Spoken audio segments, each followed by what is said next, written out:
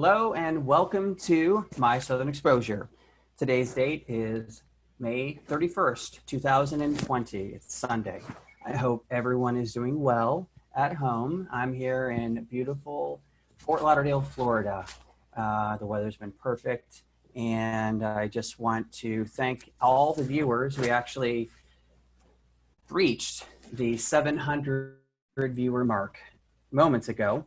696 views on Facebook, and also the sad part is 4 views on YouTube. So hopefully we'll get better with that the next time. What I wanted to do is say hello and thank you very much to all the viewers. I am going to now just say welcome to Rajee Narinesingh. Hi everyone, good to be back. Yes, I'm coming to you from Hollywood, Florida, not too far from Joseph. And it's good to be here. We got a lot to talk about this week. Oh my God, so many things happening in the world. So, stay tuned. It's going to be a juicy show. And Mickey? all good. Hi guys. Hope everyone's doing well. As Rajee said, a lot happened this week. And I know, and I'm sure a lot of you have been out in the world this week, maybe more so than you ever have been during quarantine, with everything that's going on. I hope that everyone's safe. I hope that you are in touch with your local communities and that you're paying attention to what's going on in your neighborhoods, with everything that's going on. And most of all, I hope, as I said before, that you're being safe, you're wearing a mask when you're outside, and that you're following protocols and you're not adding to any chaos at the moment. You're doing what you need to do. All right, Mick, thank you very much. I'll pass it back to Joseph. Thank you very much, Mick, from beautiful Los Angeles, California. Basically, the show is gonna be a big one, and it's really quite juicy. And unfortunately, there are some facts of the show that are not necessarily uplifting. But I do think that it's necessary that we address them, just as well as Rajee and Mick as well. So I want to just basically talk about some of those topics now. We have a lot in store for you, and we have some surprises as well. So first of all, it's going to be a 2-part show. We're going to be talking about religion. We're also going to be talking about politics. We're also going to be talking about basically the hot topics. The hot topic is one that's very important to Rajee and Mick and myself. Rajee is the one who brought up the idea for the hot topic, and Mick has very personal, firsthand experience dealing with it in Los Angeles, California. We have a lot of information, so I want everyone to think about possibly maybe getting a pen and paper. It might be helpful. Some of the things that we're going to be telling you, some of the people that we're going to be promoting are local businesses also as well. It might be helpful for you to know who to call or where to go and all of those things. So I wanted to just basically start off with that part. And at that point, I want to basically ask Rajee for a little bit of her input in reference to the hot topic. And then you can also chime in, Mick, as well. And I'll be ready once the two of you are done to talk about some of these wonderful people and wonderful businesses that we want to try to help and support. Well, you know what? It's just so much to say. I tell you, first of all, I was thinking about the life of George Floyd. And last Sunday, this time, hardly much of the world knew who he was, knew his name, knew anything really. I mean, I'm sure he was in his circle of people, family, friends, and acquaintances, but really, he wasn't known around the world. And a week later, because of his death and the way he died at the hands of a police officer, much of the world knows his name now. And that's something that says a lot to like our lives and the journey that we have. And on his last day of life, he, because of the events that took place, has now sparked a whole worldwide thing. Because I was speaking to a friend of mine in London, and they're marching over there because of this situation. I heard Germany is, I heard it's happening in Canada. So it's not just here in the United States, which I think is awesome. It's amazing. You know, the thing is as a transgender, multiracial woman of color, this thing is just like a continuous thing. I mean, just there's so many events that we can mention in the past, and you know, every time you think, okay, maybe this is the one that's gonna really spark change, and then it doesn't. You know, there's rioting, there's some uprising, and look at the Trayvon Martin, how much of an impact that was. But then it just seems like things go back to the same old way it's been. I'm hoping that, you know, I'm the type of person I try to stay optimistic. So I'm hoping that maybe this time around it's gonna, you know, do something. We'll have to see how that plays out. But it just amazed me how, and I should say horrified me, not amazed me. It horrified me to see that video, because here you had the man on the ground, handcuffed, and pretty much in a submissive position. And this police officer continued to sit on this man's neck. Even when people were screaming, look, he's losing consciousness. Like, you know what that to me is? It's ego. It's ego. I'm the police officer, and I'm going to get off his neck when I want, even though this man is now unconscious and blood is coming out of his mouth. Even when the paramedics got there, this officer was still on his freaking neck, okay? And so it speaks to a lot. There's so many things that are convoluted in this situation, because I heard that the officer's wife is Asian. I heard he's married to an Asian woman who I now heard is divorcing him. I think this is probably her chance to get away. She's like, I don't know if it's a rumor, but if it's true, you know, she's like, he's in jail, I'm getting the hell out of Dodge. But the Asian officer that was there is supposedly his brother-in-law. So I mean, there's so many layers to this. But I was having a conversation with somebody. They're white, they're Anglo, and you know, I was talking about the current events and what this whole thing is sparking. And then, you know, they made the comment to me like, you're making me feel bad. You know, it's not my fault. And I'm like, I think you're missing the point here. I know it's not your fault. However, you know, this is something that's going on in your mental situation. Words did not come out my mouth that said, I'm blaming you for this. I'm just talking about what's going on in the world, what's been happening for such a very long time.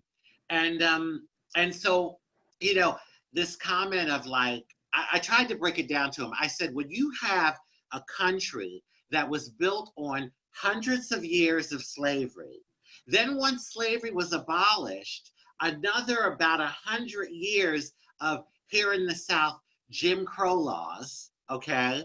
You know, the segregation and not being able, if you were a person of color, to drink from a water fountain or go into a bathroom, or what that went on.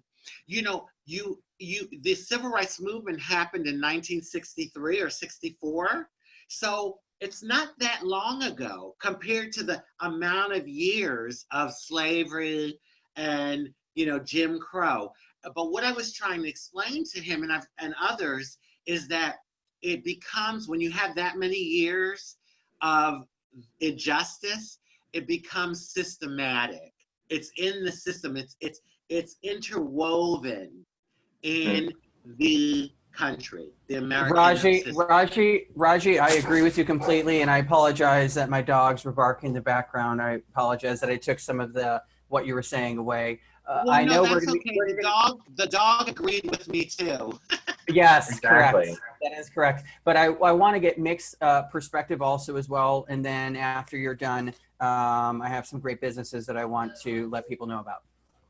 I think just to piggyback off of what Rajee said, I completely agree with what she's saying. I mean, this country is built on the backs of many, many people who were exploited and who didn't have the chance to take part in the quote unquote American dream. I saw a tweet that was from this comedian that I really enjoy. His name's Solomon Giorgio, and it went along the lines of Black people have every right to tear down a country that they built for free. And I do agree with that. And it really is just this is a situation that, as Rajee also pointed out, we've been talking about this type of thing. I mean, people of color have been specifically Black people have been talking about police brutality for long before Trayvon Martin. And with the advent of things like Twitter and social media, we got Black Lives Matter in 2012 with the Trayvon Martin tragedy. And everyone thinks like from that point, like, all right, maybe we're going to see some systemic change here. We're going to see some things happen. We're going to see some people convicted and people held accountable for their actions. And George Zimmerman is still free. After Ferguson, very little changed. If anything, people have talked about how a lot of the activists that were a part of the Ferguson protests mysteriously have passed away many, many years later. So now people are saying that at these protests, please be careful if you're taking any pictures to blur people's faces out or just to try not to capture their faces at all. And then also, again, kind of piggybacking off of what Rajee said,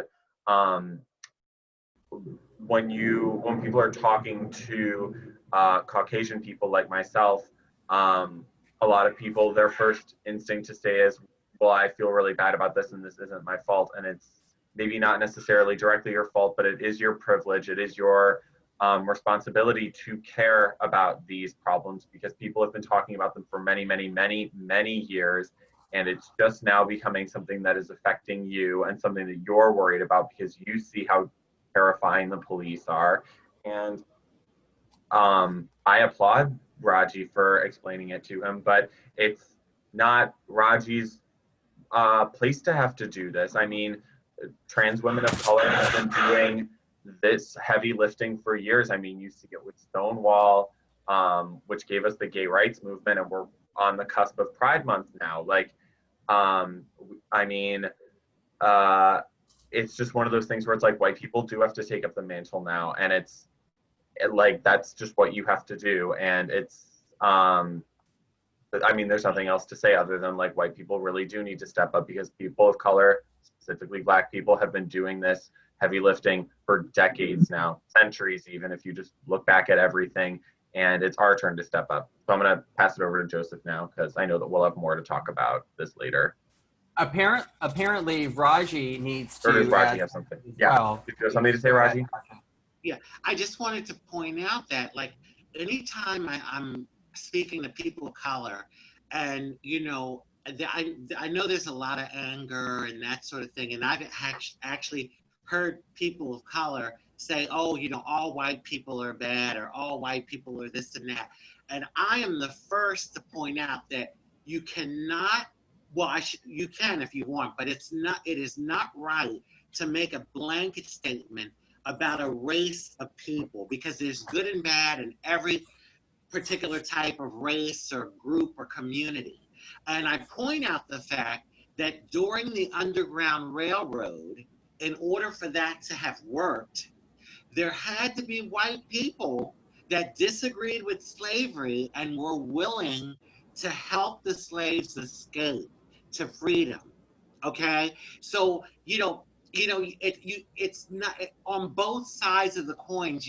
People just make these blanket statements and they have all this anger, but I feel you have to look at the larger picture and realize that, okay, the Quakers, they were very instrumental, and So there are, back then there were white people that knew it was wrong, stood up for it, and risked being ostracized, being condemned, being ridiculed, being even murdered because they weren't going along with the rest of the white folks. So, I just wanted to point that out too. Well, I'm happy that you did, Rajee, and not to make it sound cheesy with what you just said, but talking about transportation, because you were talking about the Underground Railroad. I got to talk about WeGo LLC.app. It's just kind of ironic that you were talking about that. So I have to add a little humor in sometimes, because this is kind of really stressful, the whole thing. So WeGo LLC is a local option owned and operates in Fort Lauderdale, Florida, that services the Wilton Manors, Middle River Terrace, and Oakland Park areas as well. If you pre-plan your transportation, you can make your life a lot easier.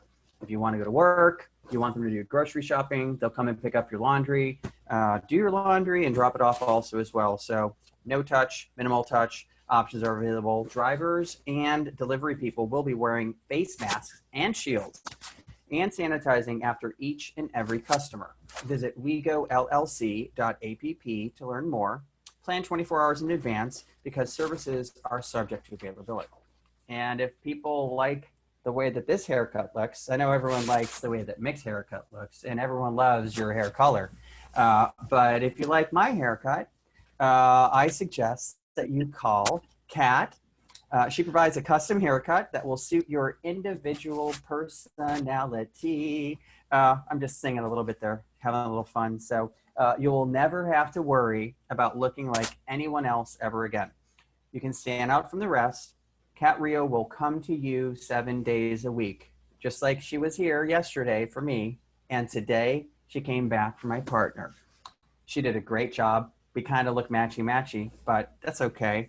Anyways, if you live in the Fort Lauderdale or Wilton Manors area, you got to text her. Her number is 954-984-4040, or you can visit her website, katriocuts.com. That's K-A-T Rio, Kuts.com. I have to tell you about the Rogue Radio Network. I'm actually on that network on Wednesdays from 12 to 2 as well. If you're looking for the best in live streaming entertainment, separate from us, then you can tune into the Rogue Radio Network. Veteran Cleveland broadcaster Chuck Galletti and super producer, my really good friend, Big Daddy Marty Allen, broadcast live news, sports, and entertainment every Wednesday from noon to 2 p.m. Eastern Standard Time. Facebook Live, YouTube, Apple Podcasts, Google Podcast Manager, iHeartMedia, LinkedIn, Spotify, and all major streaming services. Marketing guru Bill Bender and salon owner Carlita Renee, along with me, round out the Furious Five, giving you the best live streaming entertainment online, separate from us. For all the details, go to their live shows and podcasts. Go to rogueradionetwork.com. The Rogue Radio Network. No rules, no restrictions. Back to you, Rajee, because this is officially the hot topic. And it's a hot one because I didn't think that we'd be talking about it so much in the intro. So let's talk about this horrible mess. And I'm very curious to find out more about what you have to say as a woman of color. Yeah, well, it's funny because being trans and then being a woman of color, it's like a kind of like a twofold thing or a double cross that I bear. Interestingly, it's something about the community and also like the way you look and the way people perceive you.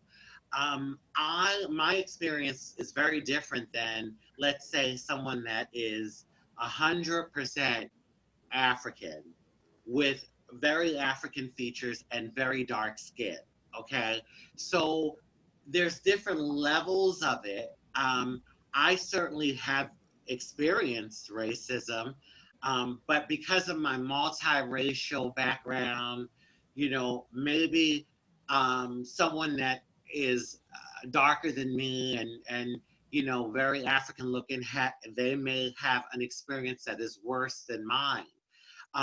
My transgenderism, however, has, you know, because I was having a discussion with a cousin of mine, and I said, honey, I've, being transgender, I have experienced discrimination, injustice from all races, all types of people, all types of ethnicities, Black, white, Hispanic, Indian, Chinese. I mean, so I definitely know discrimination on another level, because the thing is, when you bring in gender, you know, this misogyny of a world that we live in, and then someone like me who supposedly was born male, and you know, it's a man's world, so how dare you negate that?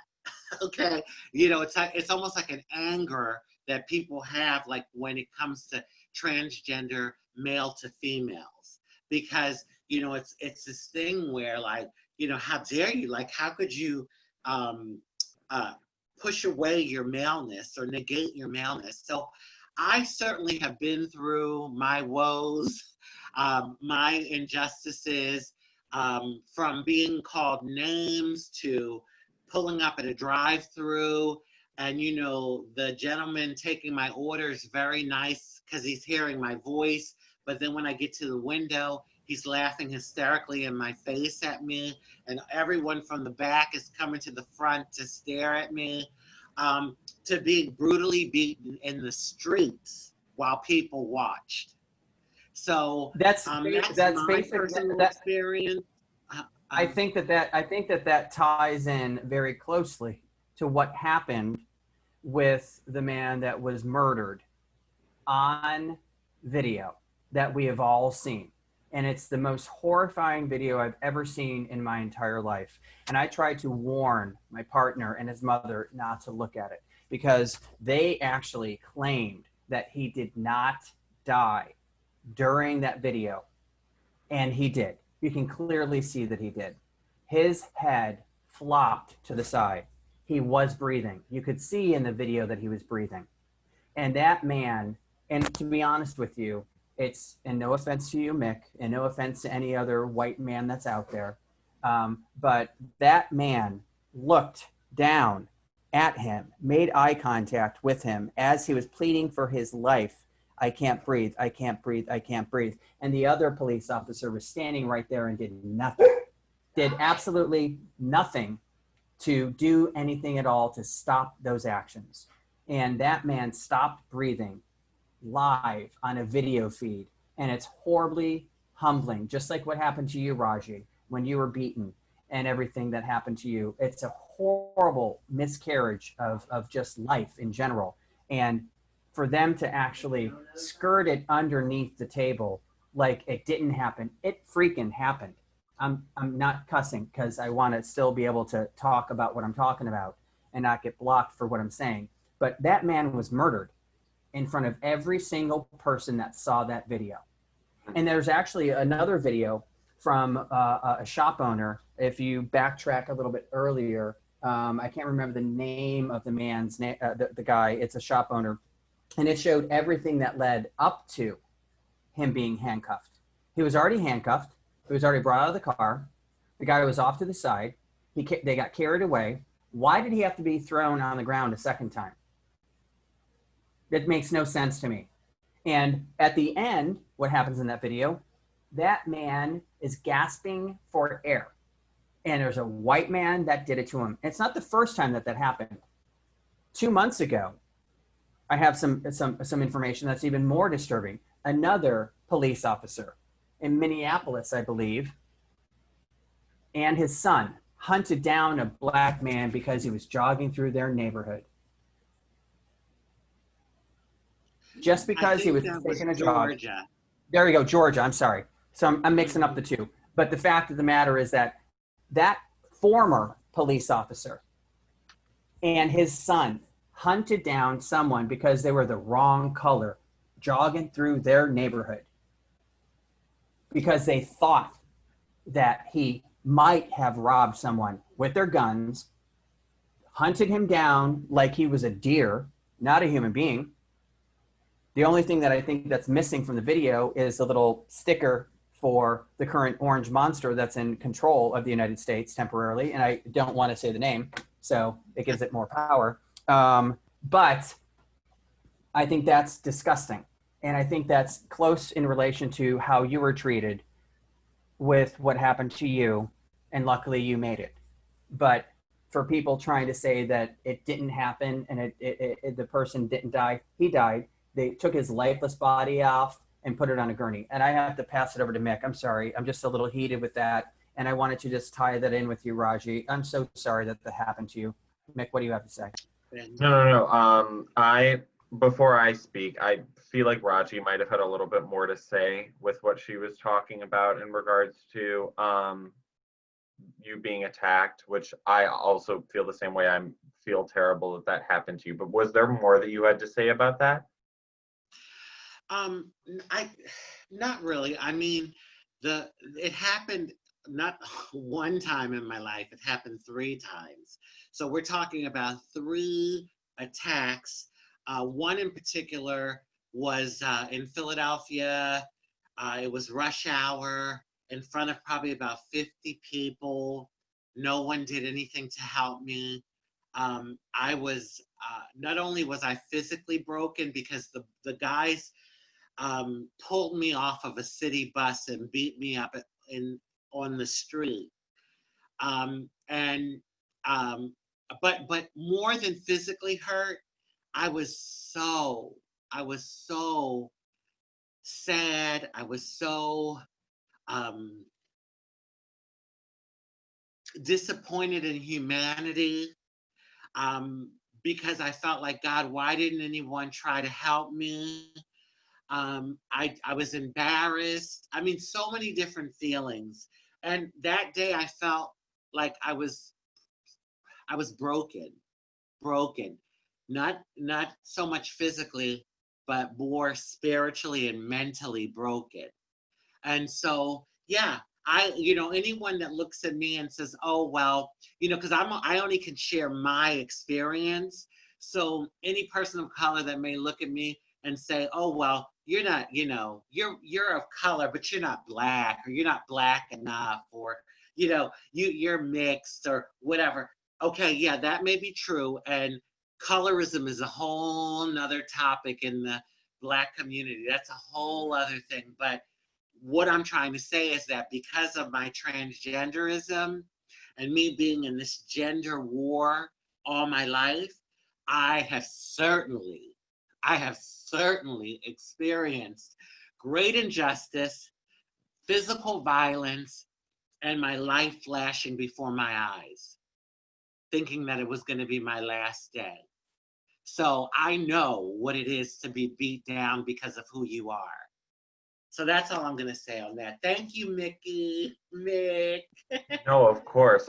And I think that it's important that we let those stories be heard, because as you also pointed out, there are, what was especially, I'm sure, hard about that situation was, like you said, that there were bystanders who did not do anything. And we are at an age where, I mean, with social media, anyone can be a bystander. Anyone can watch those videos because they show up on our feeds, which, as a disclaimer, I should also say, try not to share those as much as you can, or well, I guess I would just say just don't share them on your platforms, because that is, in a lot of ways, it's like trauma porn, and it's traumatic for your followers who might not know that they're logging on today and they're going to have to watch a video of someone kneeling on another person's neck.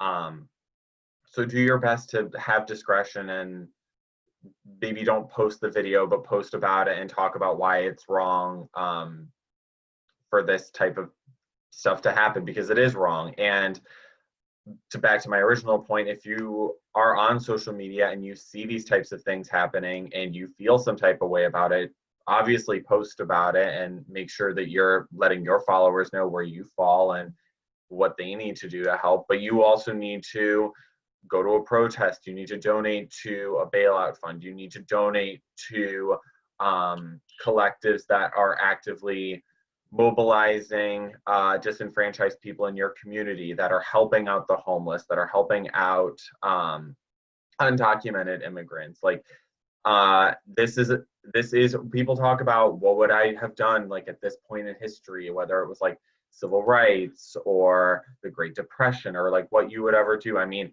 we are on the cusp of two very similar things just like that. Like we are on the verge of a major depression in our country, and like we are also at a boiling point when it comes to policing, especially in how it affects Black people in this country. And they are understandably fed up about it. I'm very fed up about it. And it's time for people who are bystanders to pick a side, because that's what you have to do. And if you're going to be neutral in all of this, people are going to remember that. That's all I have to say. You know, I'm at a point where I don't even trust the police anymore. I agree. I mean, I know there's good, there's good police. It's a shame that the bad police give them a bad name, but I'm like terrified almost. Like, Lord, if I get stopped for like a taillight or something, I don't know, I'll probably freeze. No, I mean, I completely agree. And well, if anything about the whole good cops comment, the problem that I have with that necessarily is just that yesterday at those protests, I don't even know if I could count on like how many cops that I saw. There were so many of them. They were like an army.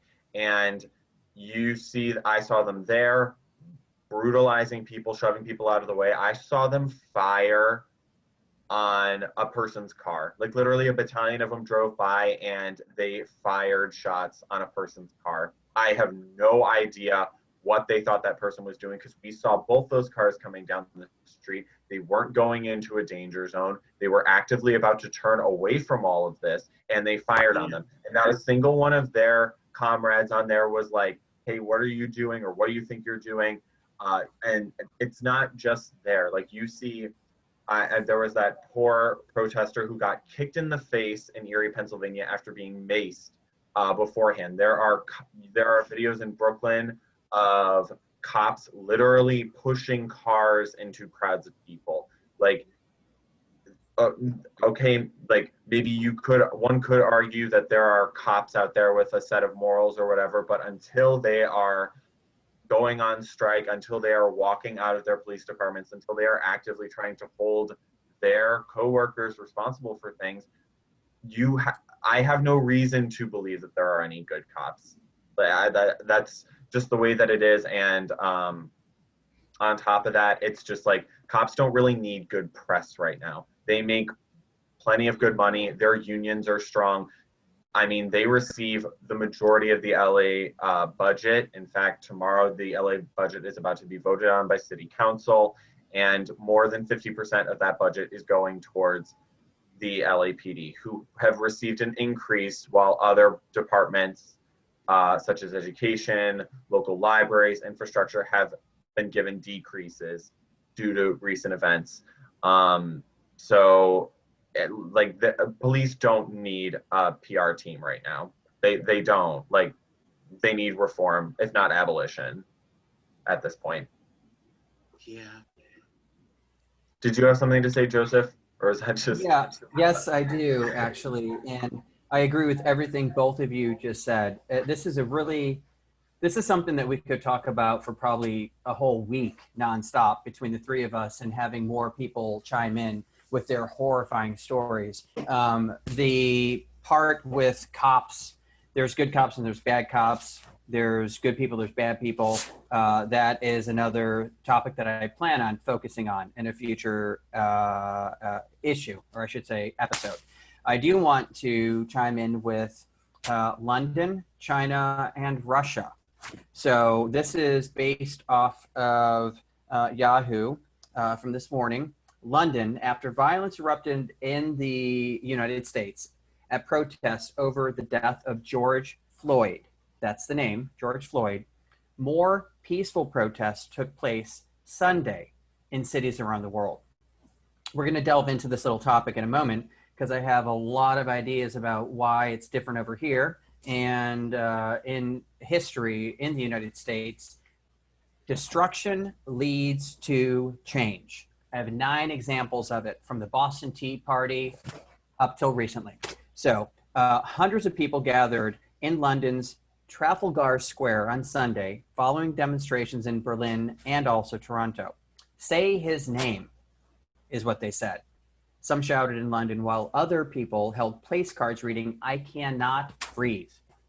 The last words uttered by Floyd, 46 years of age, before he died, after Minnesota police officer Derek Chauvin, I don't even want to say his name correctly, to be honest with you, but it's important for people to know. It's Derek Chauvin, kneeled on his neck during an arrest on Monday. And by the way, that arrest call was brought up because of possible forgery.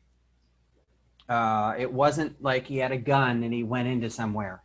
It was that he was possibly trying to steal money or do something that was questionable. If you think that that's going to happen, can't you just take down the license plate number, send someone to the person's house? You don't have to pull them out of the car, treat them like they're a subservient human being. But when you have 4 white boys, no offense to you, Mick, or the people that are listening, but when you have 4 of them in a row, it's going to go down the road a little different. And I'm a boy of color and gay.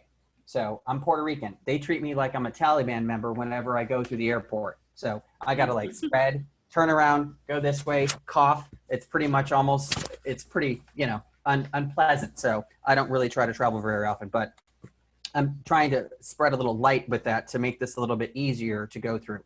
Chauvin was charged with 3rd-degree murder and manslaughter on Friday.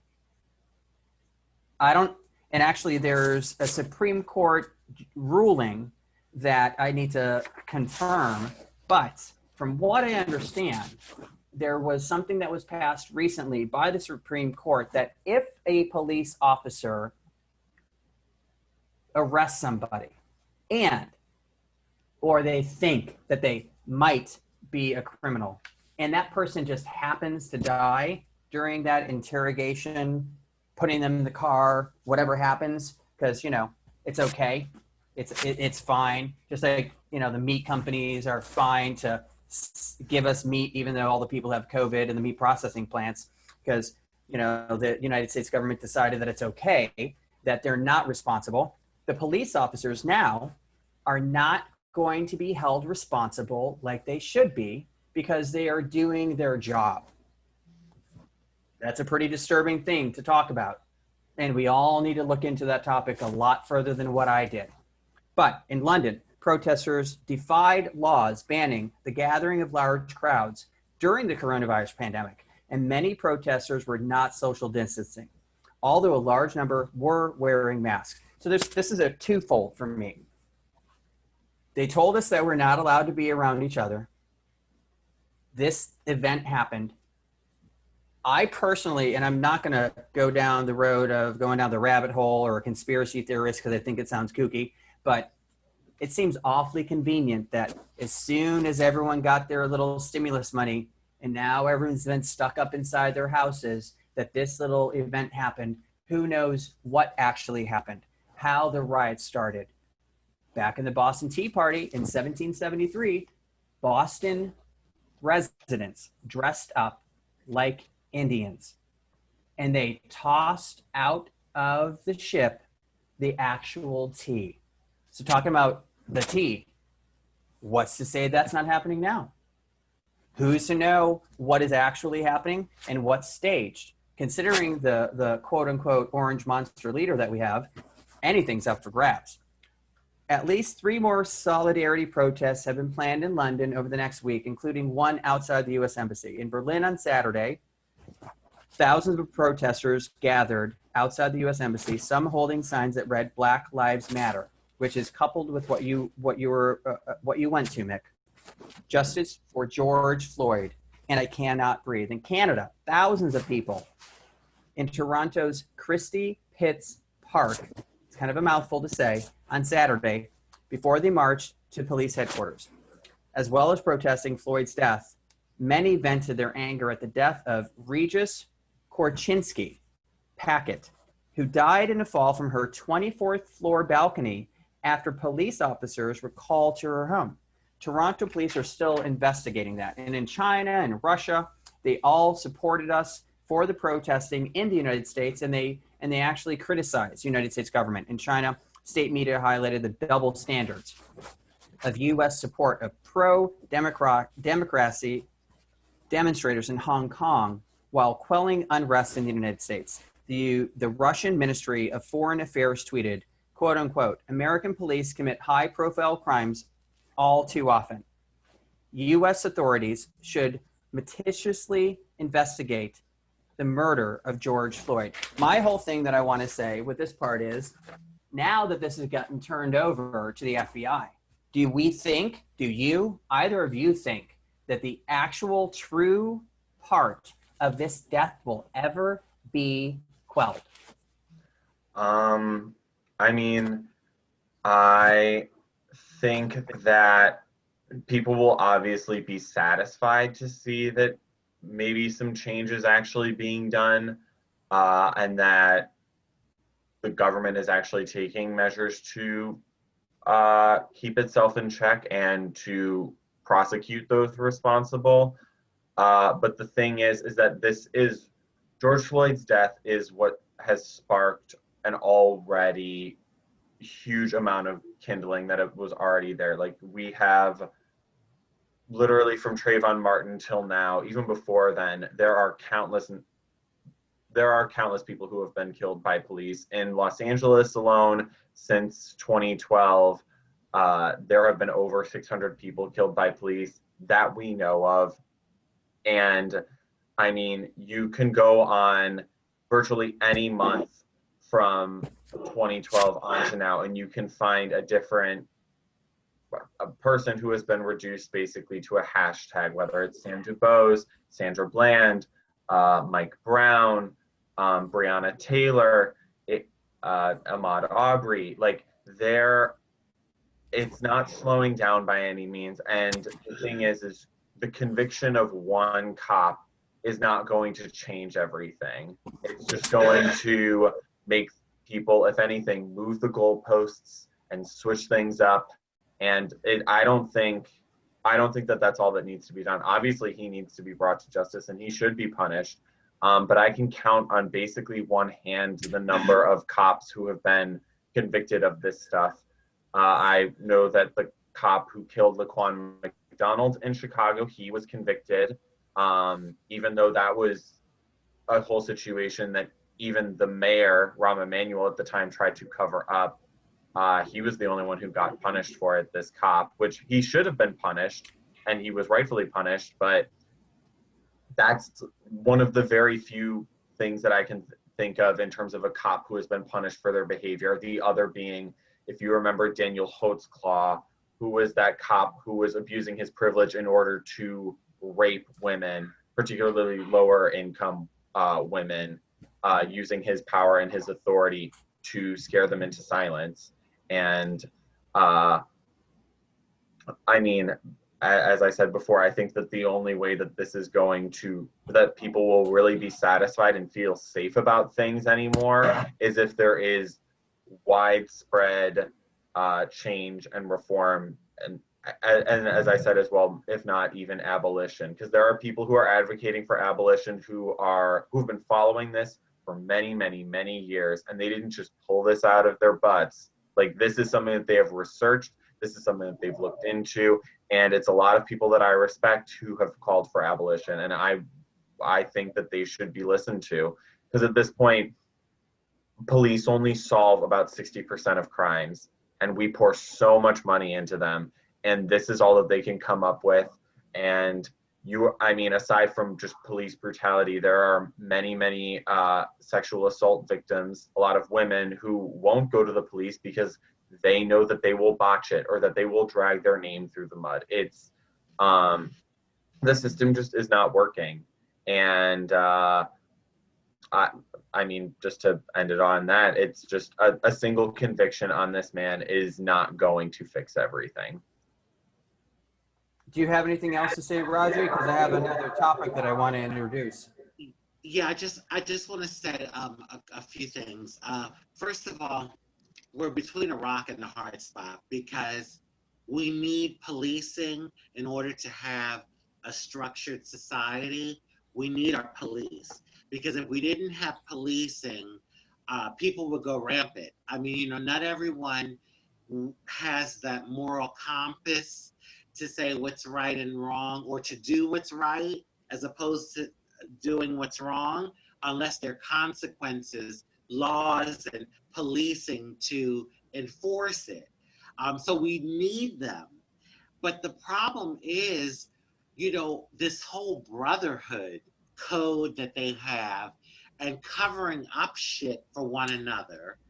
And then, you know, when you look at the type of person that becomes a police, I mean, you know, I'm speaking in general, there's all types, but there's this thread that I see with people that a lot of the police men that are, I should say, people that become police, is this need to have authority in society. And, you know, a lot of them aren't brilliant. I mean, like, you know, you don't have to necessarily go to college to become a police officer. You go to police academy, okay? But, you know, so the thing is they go through all this training, and then for some reason, it goes out the window in situations. It's almost like they're terrified, you know, despite all the training that they've had, and especially terrified of Black men. I think, you know, there's this thing around Black men, and even me as a woman of color, if I'm walking down the street and I see, and I'm just going to admit it, I see some Black guys with hoodies on, I'm like not going to feel too comfortable.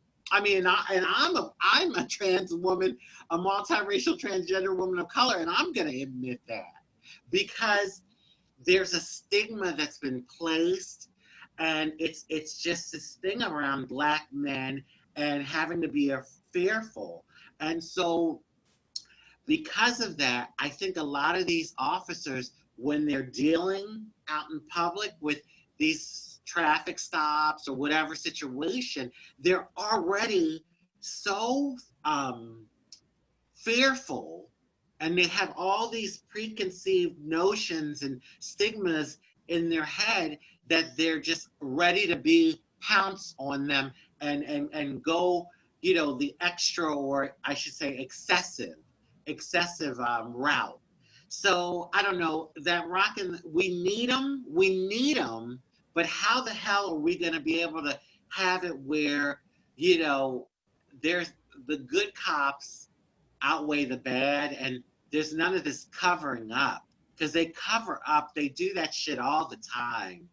It's this whole thing about being above the law. And I'm going to tell you, I've had a few police officers that wanted to date me. No. No. I agree. I agree with that. No. Because when it's good, it's good. But when it's bad, I wouldn't put anything past them to that, you know, them using the law or using their power to hurt someone like me. And it's a shame I have to say that, because when you think of the word police, you're thinking, okay, someone that's upholding the law or supposed to uphold the law, someone that's supposed to protect society, someone that, you know, is really demonstrating right as opposed to wrong. So it's so convoluted, but that's all I'm going to say on that for now. Well, Rajee, what I want to say is I agree with you, and I have several incidences, I should say, just recently. My partner and I take a bike ride every morning, and people are blowing down Wilton Drive, going 40 miles an hour. They have signs up, and it says, you know, watch out for your speed because we're doing it for you. It's supposed to be, I think, 35 or 30. People are going down the street like it's a freeway, and it technically is a freeway, Dixie Highway at that point. So as we're taking our bike ride, I saw some cops pulled off to the side as we came down Dixie Drive. You know the neighborhood. We came around the corner from Wilton Drive, and I saw two cops pulled off to the side. I came up to them. I said, "Oh, by the way, this is the second morning in a row people are flying right past the police station in Wilton Manors. Is it possible that you could maybe sit there instead of sitting right here underneath the trees waiting for the next shift to start?" So they have not been there since I stated that, but they still have not done what is necessary. And I really don't care who I take off at this point. I already posted it. I already talked about it. It needs to be addressed. People are going to get killed. People have already been hit. Someone who was just riding their bike earlier today said on the exact same route, "Oh yeah, I got hit once already on a bicycle." So, and that same bike ride, we stopped at the stoplight, and the cop, even though we stopped at the yellow light, he decided to go through the yellow light. And the blinkers weren't on. He wasn't going nowhere. And then he got stopped by 10 or 12 cars in front, so he had to wait. If he was going to go somewhere that was important, he could have turned on his blinkers, his little siren, and actually went to where he needed to. He didn't want to stop at the first stoplight like we were doing as bicycle riders. He blew right through the stoplight, went forward, stopped at the next one just because there were too many people in the way. And then he moved on to the next thing. So the point is that I don't agree with that kind of behavior. I don't care who it is. If it was me, if it was you, Rajee, or if it was you, Mick, I would say the exact same thing. Be a responsible person. Don't disregard other people's safety. Do the right thing, because we're not being taught the right thing. And it starts from the top and it's going all the way down. Yeah, that's about all that I have to say about that. So, but I do want to bring up the next topic. I mean, we're going to revisit this race and also politics and religion, but I want to introduce the topic of religion. I don't know if either of you know this.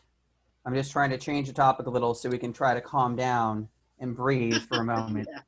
And I got some special stuff planned to make us all think about something else, like instead. There are over 4,200 religions in the world. I don't know if either of you ever paid attention to that before. You have your religion, Rajee. Mick, you have your religion. Or maybe you don't have a religion. I don't know what the deal is, but we all have our own thought of what God is or what it isn't, what we identify with, what we don't identify with, if we're agnostic or whatever the deal is. So I just wanted to bring up that topic to talk about religion and how it affects us as individuals, because we each have our own personality. So I'm going to toss it over to Mick in reverse, since you were just talking before, and we can go around in reverse. Mick, do you have anything? I mean, I was raised Catholic, so a lot of that does just kind of stick with you. People talk about Catholic guilt. That very, very much still applies to me. And I think even though I would consider myself an agnostic these days, there's no one true religion that I follow. I mean, there are a lot of things with the Catholic Church that I don't really agree with, and it's hard to sympathize or agree with a lot of Catholicism, considering all of the things that have come out in recent years about priests and child abuse.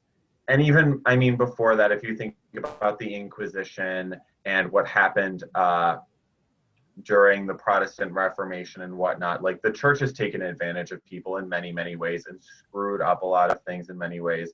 But that said, I don't think that anyone has the answers. I think that it's equally as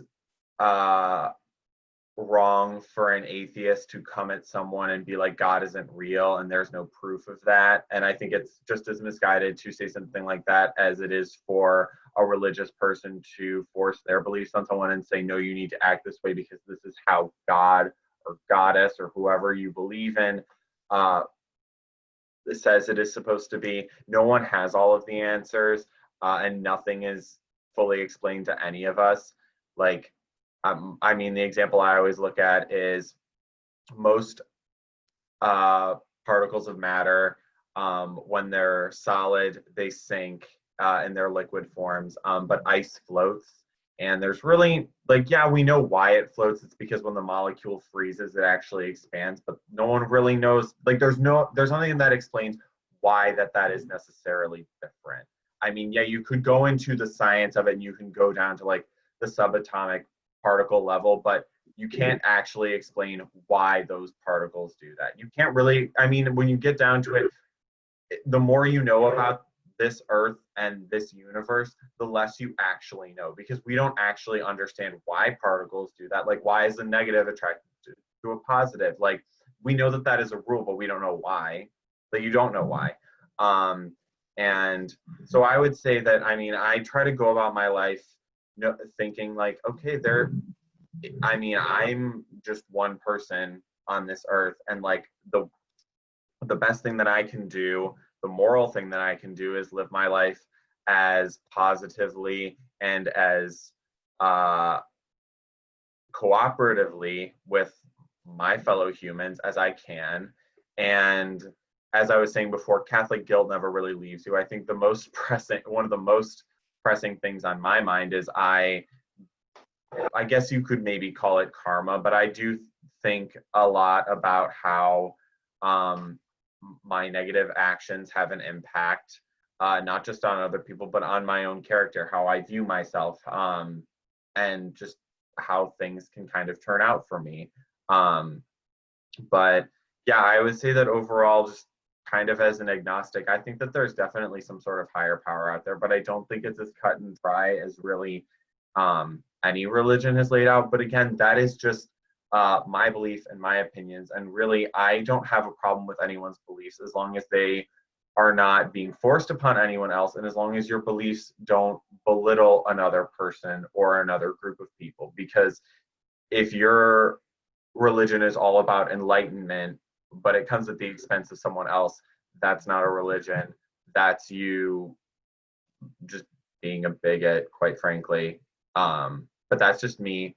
I'm going to pass it over to Rajee now, because I'm sure Rajee has things to say. So a lot of what you said, I like totally connect with, Mick. Mm-hmm. Okay, so my experience for me growing up was that my mom is Christian, Mm-hmm. and actually she took my sister and I to a Brethren church, a German Baptist church that we attended. So we go to church on Sunday with her. My father was Hindu, and we would do Hindu things with my dad, pujas, which mean prayers, Hindu prayers with my dad. So I grew up not so rigid in this is the way you have to do it. There's only one way. My parents weren't rigid about that. They were more like, well, there is a God, however you feel comfortable connecting with God. The important thing is to have an awareness of God. So in my late teens, early 20s, I joined the Buddhist religion, and I practiced Buddhism for like 4 years. And after that, I kind of moved away from Buddhism, and I just started to like study a lot of the spiritual gurus like Louise Hay and Marianne Williamson and Deepak Chopra and Gary Zukav. And there's so many of them. But I started doing that. Esther Abraham Hicks, Esther Hicks Abraham, and actually her husband, Esther and Jerry. And so I am at a point now that I'm not religious. I don't consider myself a religious person. I consider myself to be more spiritual. I do attend a spiritual center from time to time. It's a Science of Mind church. It was founded by Dr. Ernest Holmes. And he basically was a philosopher, and he studied all the religions of the world, or most of them. And he realized that there was like this thread, through a common thread through the religions. And, you know, it was about love, and also believing in something bigger than yourself. And so anyway, he then focused on more of universal laws, which transcends religion, like the law of giving and receiving, the law of attraction, you know. So that's where I'm at. Like I attend that center from time to time. But when I tell you, I am more at this point looking at the science. And you know what? People want to separate science and God. I would like to differ on that. I would like to think that it's together, that science is God, God is science. Because no matter what the science proves, like, you know, it shows that we go back 400,000 years, and 50,000 years ago is when the human beings started to venture out from that part of the world that we now call Africa. They ventured out into other parts of the world, and you know, hence now we're here. So we've gone from like the caves to the computer age. But I would like to think, and I do truly believe, there was something that had to spark that into existence. There was some God, life, energy, life source, you know, energy source that sparked us into existence. I don't look at God like a man up in the sky on a throne. No. I'm looking at God as more of like an energy that lives in all living things and is the glue to our existence here on the planet, in our universe, and throughout eternity. You know, Definitely. so that's how I look at God per se, you know, at this point. And I do feel that, like, you had mentioned karma. I think Mick mentioned karma. I can't remember, or Joseph. And, you know, I think that falls under universal laws. Like, you know, when you do things, whether it's good or bad, it has a tendency to come back to you. Like attracts like. So, you know, these are like universal laws that transcend religion. Now, I want to say this before I close on this whole religion thing, is I think looking at the world and looking at us as men, like looking at mankind, the science sometimes shows that the religious stories, you know, the stories of religion, whether it's the biblical stories or the stories from the Quran for Islam, stories, the Hindu Bible, you know, with the mythical stories that they have, Judaism, all the religious stories. Okay, maybe some of them happened. Maybe some are partly true. But what I will say is that even if the science shows that, like, a lot of the stuff isn't really true, what I've seen with religious stories is they're metaphors to life. Exactly. They're metaphors to, you know, how you can live your life morally, you know, right and wrong. And I think that that's what religion and the religious stories gave to us as mankind. We needed some sort of moral compasses to be able to live life and, you know, have a concept, at least in our mind, of right and wrong, and and belief, and believing in something, you know, having faith.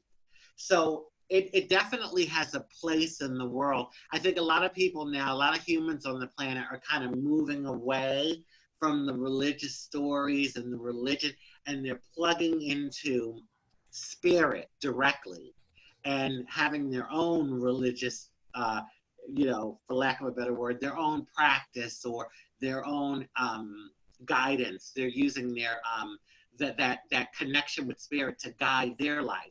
Because what might be good for me might be horrible for you too, you know? So. I agree. I would agree with you, Rajee. We can have an entire episode just about religion and spirituality, just like race and just like religion. I don't want to not give you an opportunity quickly, Mick, if you want to say something following Rajee.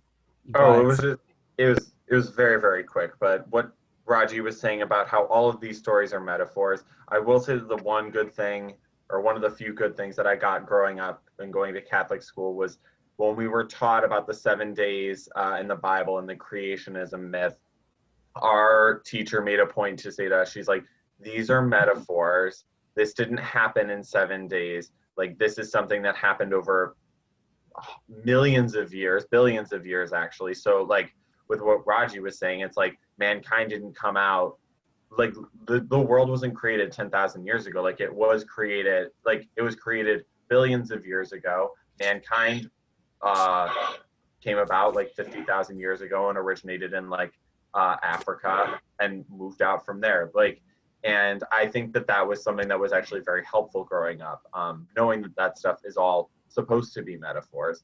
But I just wanted to say that I completely agree with that. And I think that that's important for teachers and spiritual leaders to kind of relay that to people, because science is God at this point. I mean, you can say that there's like maybe a way that things are supposed to be because of what you believe in, but regardless of what you believe in, there are certain things that are true to this day that science can explain for us. Science can't explain everything, but it can explain a lot to us. So yeah, I just wanted to say that I did definitely agree with that. And I'll pass it back over to Joseph now, because I know that we have a new guest. yes, we do. Thank you so much. But we're not quite ready for you yet, Alan. But we will be to you in just a moment. Thank you so much, Rajee, and thank you so much, Mick. If you can both just hold on for a moment, and I will get to you in a second, Alan. I just want to talk about Minuteman Press. They're the ones who do my printing, and they actually are here right in the Wilton Manors area. It's where they design, print, and promote you. It's their business to help you and your business grow. They're there for all of your printing needs. Make sure to call them 954-731-5300. That's 954-731-5300. They're located in Fort Lauderdale, just south of Wilton Drive. If you are looking for the best live stream entertainment besides us, we're not quite there yet, but we will be soon, then tune into the Rogue Radio Network. I'm on that show on Wednesdays from 12 to 2. Veteran Cleveland producer, broadcaster, I should say, Chuck Galletti, and super producer, Big Daddy, Marty Allen, broadcasts live news, sports, and entertainment every Wednesday from noon to 2 p.m. Eastern Standard Time on Facebook Live, YouTube, Apple Podcasts, Google Podcast Manager, iHeartMedia, LinkedIn, Spotify, and all major streaming services. Marketing guru Bill Bender and also salon owner Carlita Renee, along with me, round out the Furious Five, giving you the best live streaming entertainment online, except for us, of course. For all the details, go to their live shows and podcast, rogueradionetwork.com. The Rogue Radio Network, no rules, no restrictions. Fun Travel Guides, publishers of travel guides for LGBTQ travelers, have been working hard during the COVID-19 lockdown. We got one of them ready to talk in a couple seconds. The new Fun Travel Guides will be coming out in print soon. In addition, a digital version, website, app, and social media rollout is in the works as well. We talked with him last week. We got a little bit of information about him, and people have been asking. They want to learn more about Alan. Once you are ready to travel, I should suggest that you pick up the Fun Travel Guides in person or online first. They have local and regional options for anyone in the community looking to travel anywhere and find everything, including a little ad about us on there, Alan, right? So visit Fun Travel Guides to learn more. And now I'm going to ask Alan to say hello and let us know what's going on, Alan. What's going on with the Fun Travel Guides? That's new. Well, its publisher, me, has been at home pretty much throughout the day, doing some gardening and having a couple of nice meals. And now it's exciting to be part of this show and to see Rajee and Mick again, as well as you, Joseph. So thank you for having me aboard. Fun Travel Guides is a publication and a website and social media and an app, all of which give information to a LBGT traveler to find their way across the United States, in Canada, and very recently in Latin America as well. We've expanded to those areas where you'll find our information on our website, which just went live the other day. So a lot of the planning is over. And between the last edition of this show and today, we brought our online presence, funtravelguides.com, into reality with the third rendition of the site. Woohoo! So check that out. I know you'll find excellent information, avant-garde information of accommodations, of attractions, of places to enjoy a little drink or two, bars and clubs, dining, events, resources, shopping, and transportation. All of those things are available to you on our website and in the editions that we're currently printing, which are Fort Lauderdale, Miami, and New York City, and new editions of these three, plus three more, Toronto, New England, and Philadelphia, will be coming out shortly. So that gives you the background. And I should tell you that before publishing Fun Travel Guides, I took over a company which was called the David James Press.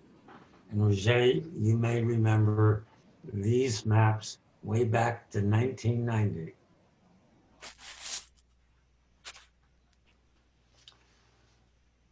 In 1992, I met the then publisher, Jeff Goodman, and he saw our fun map of Long Island and asked whether or not he could use the name Fun Maps in addition to the David James Press, since they were cartoon in nature on their cover.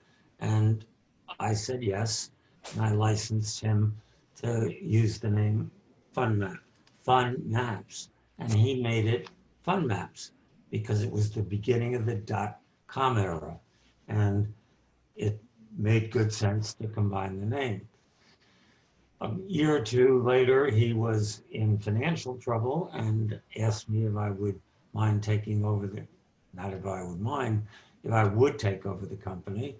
At first I said no, but I realized that it was a great model and one that replicated maps that we were already doing for real estate, for chambers of commerce, and for other businesses that needed maps. So I took a astute salesman. They did a great job for me, and we named the company Columbia Fun Maps.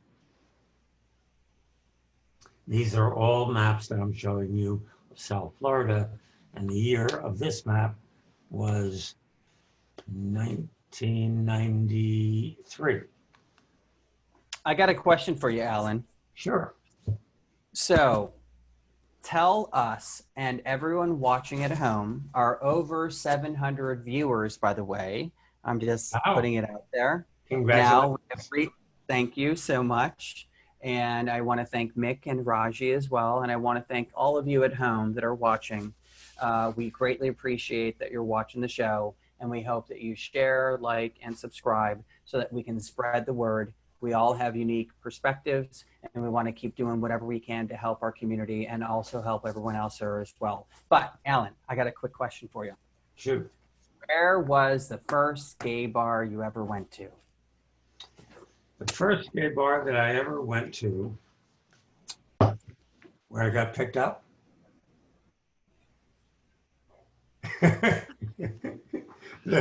That's funny. I'm listening. We're all listening. You got us all hooked into the conversation at that point.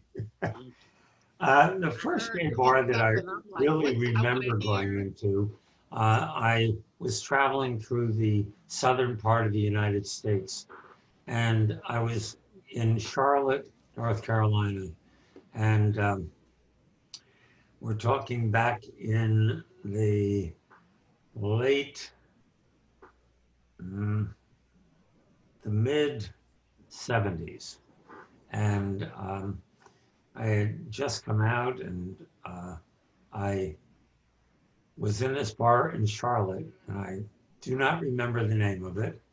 However, I do remember that it had a long bar, and I sat myself down and was having a drink, and kind of realized that there were two gentlemen, one on either side of me, and I started in conversation with one, and then turned the other way to be in conversation with the other, and several drinks later, the bar was getting ready to close, and it became time to go home, and the guy on my left and the guy on my right were kind of fighting over who was going to go home with me that night.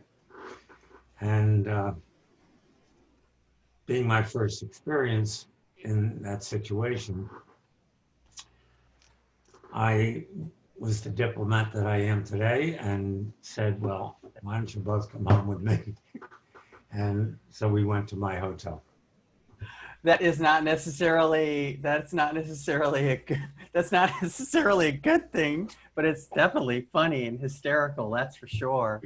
I would love to see what Rajee and Mick have to say as well, but I do want to give a little welcome to Sabrina. We have some special on here. You can say hello quickly, and then we'll come back to you in just a moment. Sabrina, do you want to say hello to everybody? Hello to everyone. Hi, Sabrina. Sabrina, nice to meet you. Nice to have you on. Thank you for having me. We'll come back to you in just a second, Sabrina. So, okay, Alan, my big question for you is right now, with digital, everything that's going on, what's the newest thing that's happening with Fun Travel Guides right now? The newest thing that's happening is the expansion of our website, funtravelguides.com.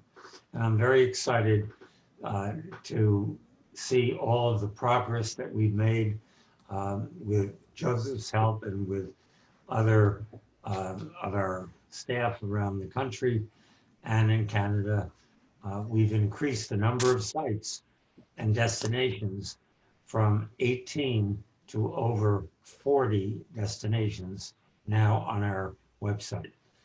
Check it out, funtravelguides.com, and you'll see exciting places to go, have food, drink, eat, and just have fun.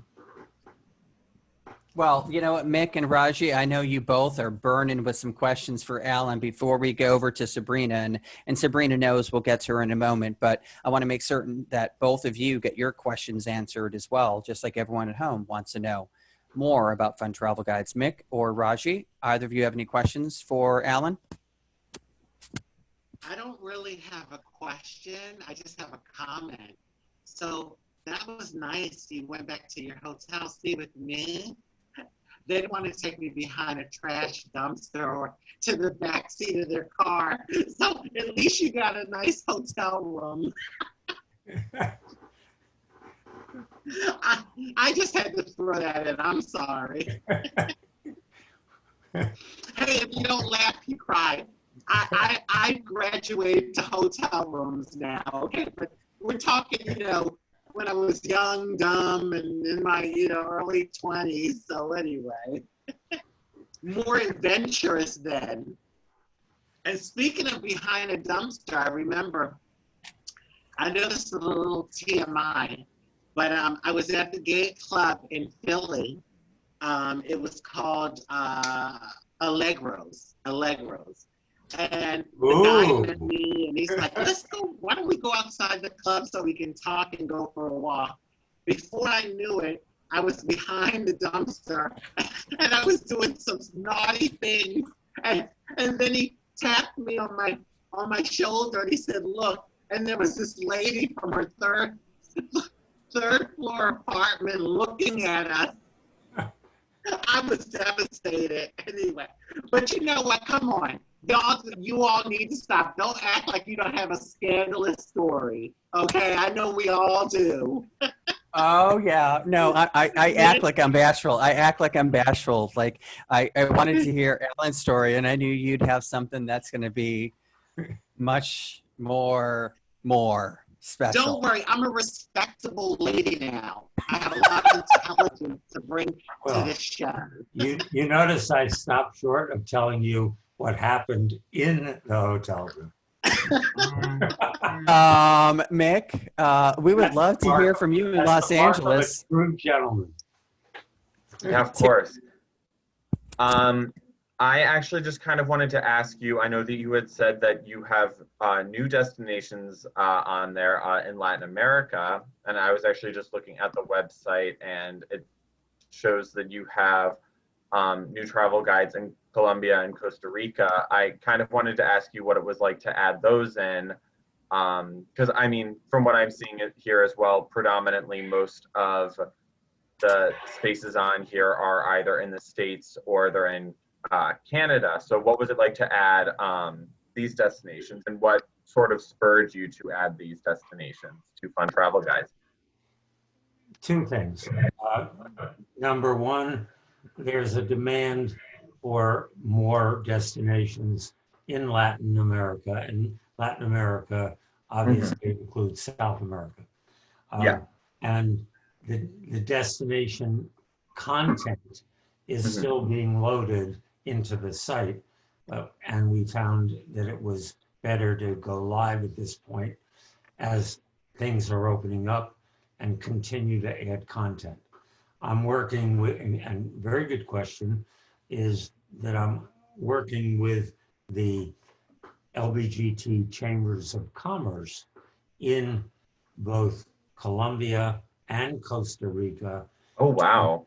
To funnel content, to do sales, and Fun Travel Guides gives back to the chamber as well as to the salespeople who are doing the work, giving the new information. So it's a win-win situation, especially in the economy right now where jobs are easy to find, but sales are not that easy to get. So by working on the content, expanding what we're doing, and being ready when travel really explodes and people are no longer willing to sit in their houses and COVID-19 is on the wane, we'll be there. We'll be ready. The other planned cities are Brazil, or Rio de Janeiro, and we're doing Curacao, the island of Curacao, and in Peru as well. So Oh, wow. Those So are you're expanding even further into South America. That's really cool. correct. I have a question, Go real for it. quick. So in relations to trans travel, right? I don't know if you have much experience with that, but what can you say about that? Like with certain countries, do you also check to see like, you know, if it's safe for a trans person to go on to these places, and like, do you try, or is it mainly just focused on gay and lesbian people? The main focus, to be very upfront, is gay, lesbian. However, Okay. I call on places that I know to be trans, like up in Provincetown. We There was a guest house that was run by a trans guy, and if that's the politically correct way to say it. And in Toronto, there is a wonderful shop that on Dundas Street, which um, both has accommodations upstairs and a clothing store for trans. Oh, that's great. Okay. So you Okay, on do the you south side feature of the street.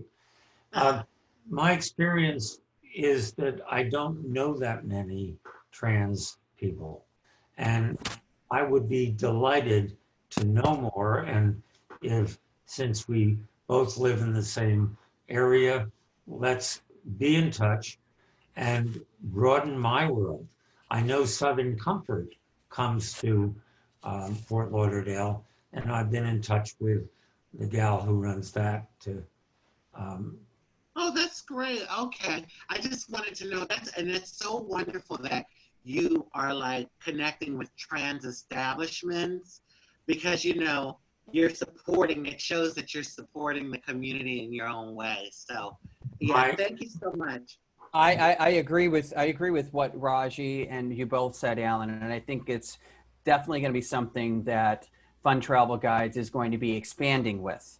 That the more people, just like with our luck and the grace of God and just vibrations in the world, that we have Raji that takes time out of her day to come and talk with us once a week, just like Mick also as well. And I'm very grateful to both of you. I know it might seem gushing, but it seems like it's necessary. And for the viewers at home, Raji, you are a wonderful human being, and people can follow you directly, and they can email you directly as well. Raji at mysouthernexposure.site. That's just to get a hold of Raji on her own. She has her own way to get in there. And same thing with Mick out in Los Angeles, California. Mick at mysouthernexposure.site as well. So you got cutie little Mick out there with his perfect little haircut. That's minimal contact. But I think it's wonderful, Alan, that you are addressing the trans community in the way that you are currently, but I can see that it'll possibly grow and expand, and I believe that that would probably be something that would help benefit the community in general. I wanted to just say one other thing, Joseph. It's always been my philosophy from when I started in business for myself at the age of 27 to be inclusive, not exclusive. We all know that. We all feel that. And I know that, like what Raji just said, that we are all thankful for everything that you've done. And I think that the more people that you know, the better things will get for our entire community. That's true. And just to give you some nature of information about how I've served the LGBTQ plus community over the years. I've published over 40 million maps, and the readership or number of times that one copy is looked at it's passed around to 2 3/4 people. Let's say we'll round it to 3. So 3 people would get to read the one copy. 40 million times 3 is 120 million people who have read a fun map or a fun travel guide. It's a wonderful thing, Alan, Beck, and I want to thank you once again for coming on the show. We will talk to you next week, and I'm certain between now and next week, you will have a lot more things to talk about next week. And Rajee and Mick will probably have more questions just like me, because I'm a nosy little Nelly. I can't help it. I'm nosy. So I'm going to be. Thank you for having me on the show. It was a pleasure. All right. Thank you so much, Alan. What I want to do. Have a great week. Thank you. What I want to do with both of you, Mick and Rajee, is introduce Sabrina. Hi. She is a tarot crystal. She's going to be lightening up our mood for a moment or two. And it's such a pleasure to meet you officially. I've met you before at your studio right around the corner from where I live. And that's the reason why I had your card and reached out to you. Can you tell us a little bit about yourself and what you do? So we need a little bit of enlightenment and entertainment and something extra on top of just religion. My name is Sabrina Young. I am a 5th generation psychic. This is not something that I chose to do or anything. It runs in my generation. And my grandmother was a very gifted lady who was more of a healer. I'm more of a soulmate specialist. I touch on the subject of love. I help people find that special person. And that would, it all has to do actually with the chakras in the body, that everybody has a special person that's made for them. There's twin flames, there's soulmates, so I help with that. But I also give people a little bit of in-depth when it comes to career or when it comes to things that they want to know about their future. Just like past, present, future, revealing names, love life, and they can ask any questions. What a tarot card reading, a voice vibration. And a lot of people are like, well, why do I need to know the past? Well, that way you know that what I'm going to tell you for the future, because if I touched on the past already, you know the future is coming through. That makes perfect sense, Sabrina. I want to get a little bit of input from Rajee first, and then Mick, because I can see their little brains spinning in their cages based off of what you just said. Their eyes are lighting up like it's Christmas and the 4th of July. So, Rajee, do you have something to say or a question? Well, first of all, I want to thank you for being on the show. Thanks so much for taking time out to do that. And I am fully aware of people being able to have the gift of prophecy and being connected to spirit. I think we all have that, like all of us are, as human beings do, but not everyone is able to tap into it. And, you know, based on what you said, you certainly have the gift of that. So did this start when you were young, like, you know, as a young child growing up? Did you start to like, notice it? My grandmother, my mother, they're all very gifted.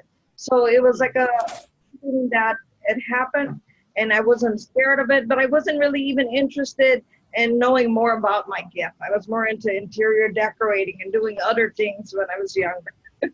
And then as I gotten older and I could help people to make the right move in their life and how it made me feel good to help somebody, you know, get to being with their soulmate or help them in their marriage or help them with a career. It made me feel good, and I felt like everybody has a certain gift.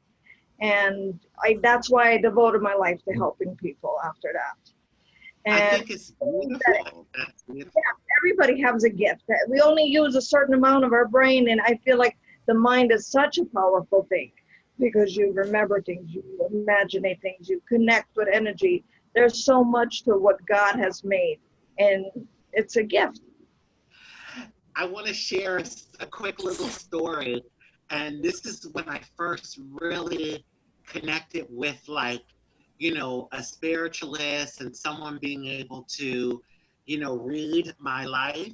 I was 9 years old and I went to a fair with my mom and my sister.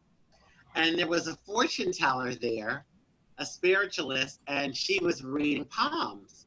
So I begged my mom for $1 so I could go get my palm read. Now, this was in the 70s. So I go in, she's like, come on in. And she's like, you know, looking at my palm and she's telling me different things.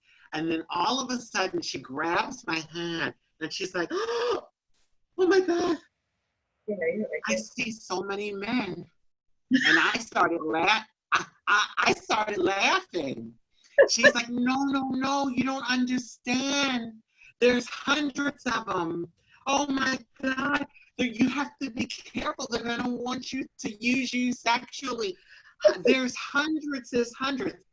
And you know what? It's so funny because I knew when I went back to my mom to tell her everything else but that. I knew that was something I shouldn't tell my mom. But in retrospect, I realized what she was seeing. This was in the 70s, so she wasn't realizing or conceiving the internet yet. So the amount of men she was seeing was like my social media following now that I have from men all around the world that, like, you know, flirt with me and want a video with me. So she was seeing the number of men. But I think it's such a funny story.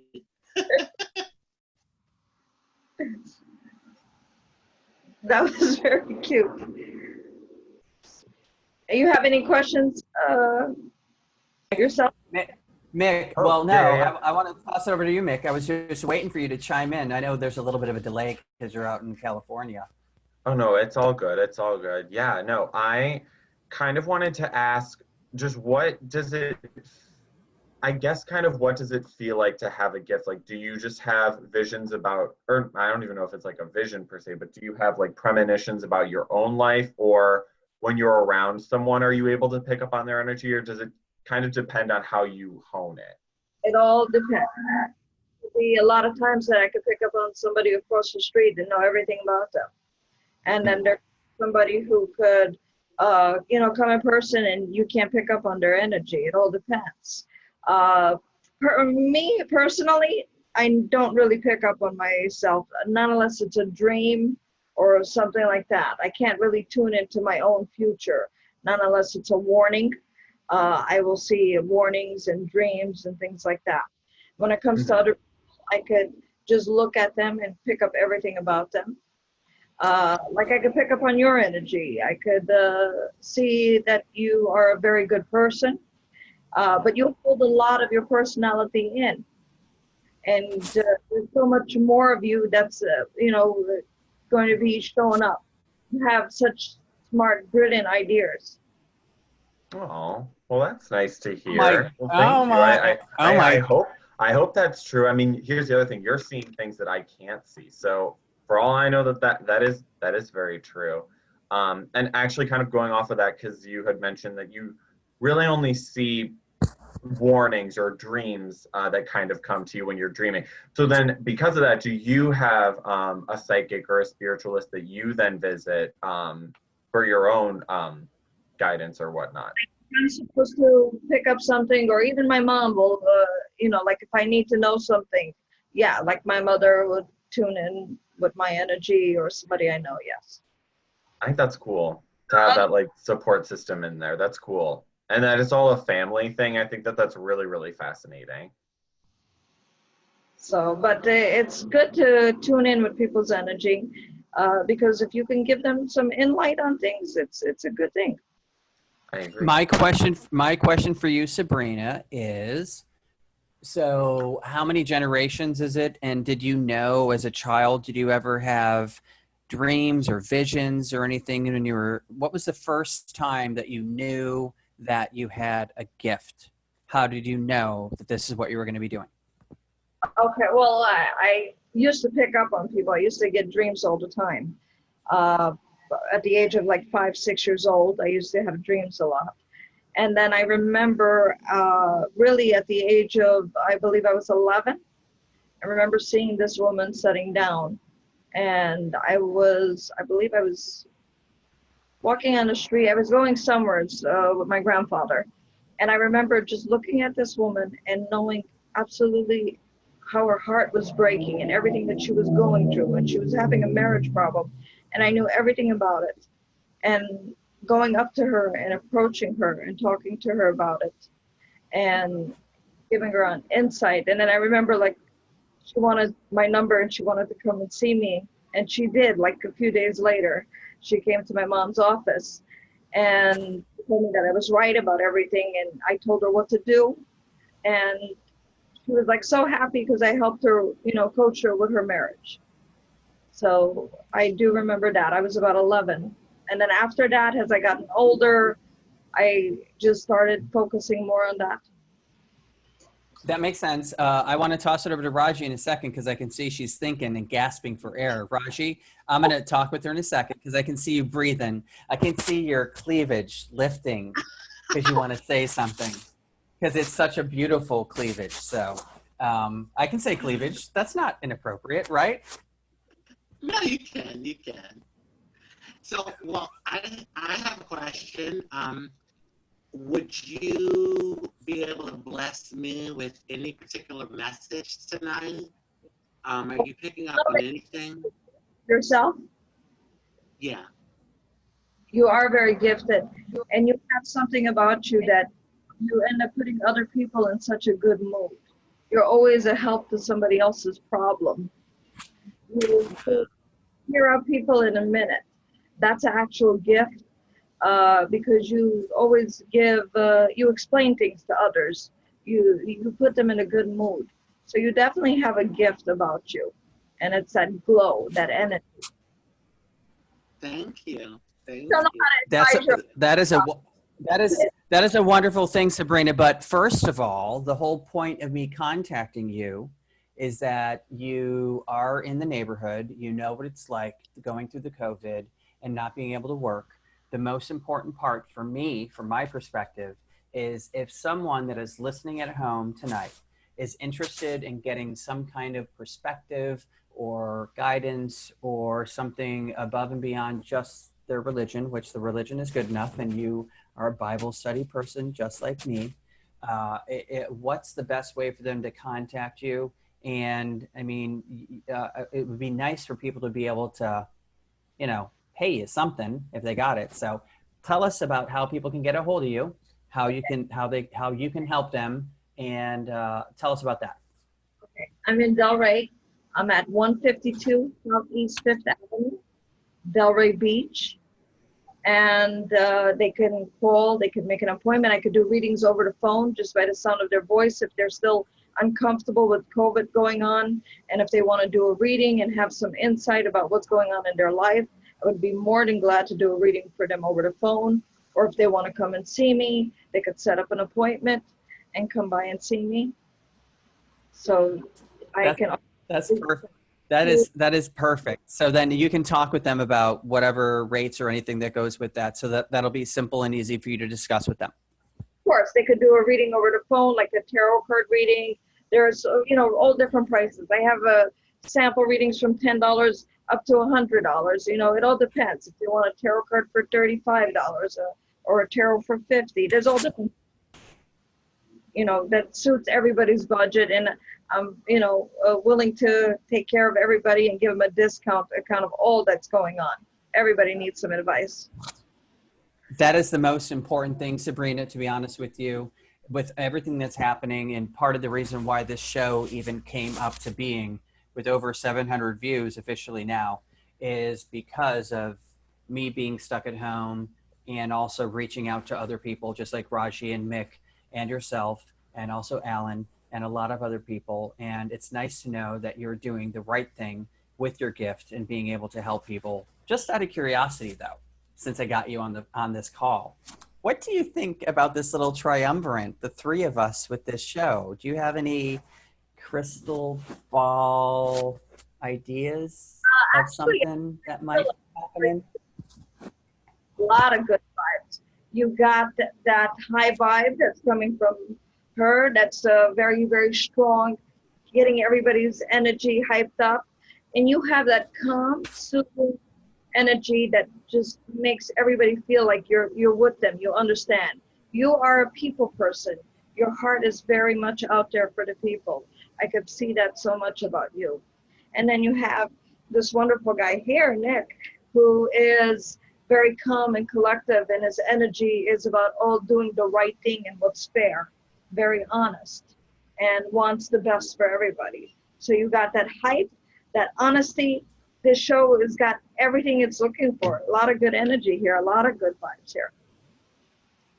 Well, oh, good Lord. I don't even know what to say. I think we might have to have Sabrina come back like once a week or maybe once a month or something. I mean, if she's interested in doing that, I'm sure we could figure that out. What do you think, Rajee or Mick? Yeah, hey, why not? Yeah, exactly. I mean, we all need a little guidance. Right?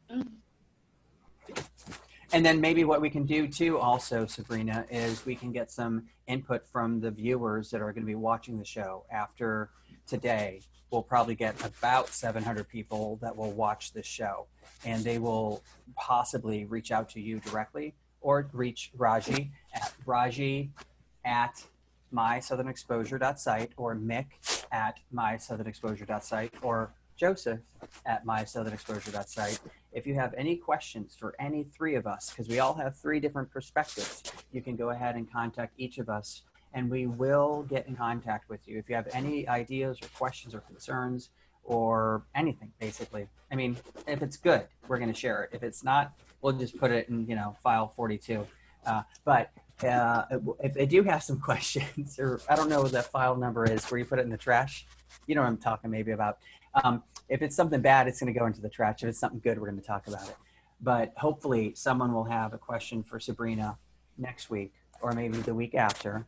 That's pretty much all I wanted to talk about, Sabrina. Do you have anything that you'd like to add about yourself, and how have you been doing with COVID and everything being at home? This is really affecting everybody, but we all got to stay strong and faith. And I think now everybody's been keeping to themselves and with their family. I think it's a time to grow closer to the Lord. And we all got to be thankful and count our blessings and be thankful for our families and everything. We got to keep strong. Everybody's got to keep the community going. Everybody's got to keep each other's businesses going. We're all in it together. So I really say that we just got to keep the faith.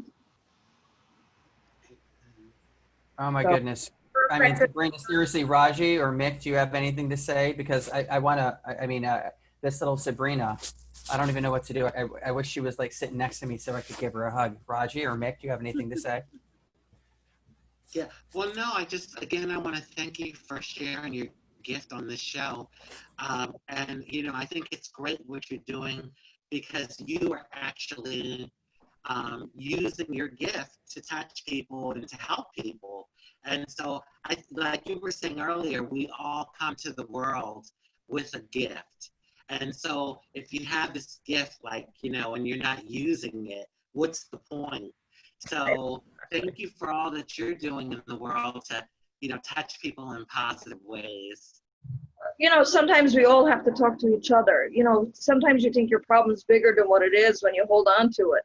And then talking to somebody, you could realize that, this could be a simple thing. This could be a fix, because people go through depression. They go through so many things. And you got to know that you're not alone. We're all together, and we're all here to help one another. Amen. Mick? Agreed. I mean, exactly what Rajee said. I think this is a time anyway, I think, especially for people to maybe pay attention to those gifts, because you are at home, you're with yourself a lot more. Explore the types of things that you think make yourself special, and maybe determine for yourself why they make you feel special or why they help you feel a certain way. And I just hope that you see good things, not just for our future, but for everyone's future with how everything is turning out. And I guess just one last really, really quick question. How does reading and stuff like tarot card readings or energy readings or whatnot, how does that change doing that? I'm assuming you might do a lot of it via stuff like this, like a Zoom chat or a FaceTime call. Does that change the way that you do your readings or how you pick up on people's energies and whatnot? There's a lot of times I pick up on somebody just by the signs. So it would be the same thing as if it was right in front of me. Oh, wow. And energy is not something, it's something that goes no matter where you're at. You could be thousands of miles from that. That's something that adapts with your energy. So it doesn't matter if you're right in front of them or over the phone or on a chat or anything. That's a nice thing to think about, just in terms, not just from a psychic perspective, but just if you miss someone, if you miss a friend of yours or a family member, like just knowing that their energy will be there and it will translate to you even if they're halfway across the world.